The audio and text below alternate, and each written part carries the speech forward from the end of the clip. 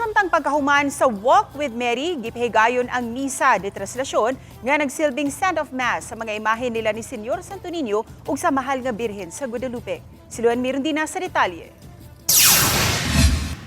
Alas 8:13 kaganihang buntag, dihang naabot sa Utlanan sa Barangay Mabolo, Cebu City ug sa Subang Dako, Mandaue City ang mga imahe nila ni Senyor Santo Niño ug mahal nga Birhen sa Guadalupe diin nagpaabot usab ang imahen ni Senyor San Jose. Dayag ang kainit sa paghangop sa mga deboto nga nanagatang daplin sa karsada. Ang mag-apuhang rosa ug abaya lakip sa mga sayo kaayo nga nagatang sa pag-agi sa balaang bata uban sa Birhen sa Guadalupe. Sugat, kalipay na mo ba? Wawag ang mahal nga Birhen sa Senyor Santo Niño iposisyon. Human formal nga na-turn over ni Cebu City Mayor Nestor Archival ang mga imahen sa Senyor Santo Niño ug sa Birhen sa Guadalupe ngadto kang Mandaue City Mayor Jonky Uano gisunodayon ang traslasyon sa Sagrada Familia paingon sa National Shrine of St. Joseph sa Barangay Sentro, Mandaue.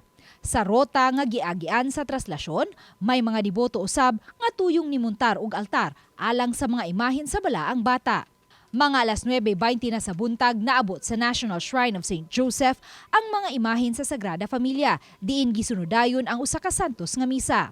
Mato ni Police Colonel Cirilo Acosta Jr., Mandaue City Police Office Director, nga niabot sa 20,000 ka mga tawo ang nanag-atang sa rota sa traslasyon hangtod na sa National Shrine of St. Joseph. Mas daghan kini itandi sa niaging tuig nga anaa lang sa 17,000. Usa sa nakitang hinungdan sa kapulisan ang maayong tiyempo usab sa panahon.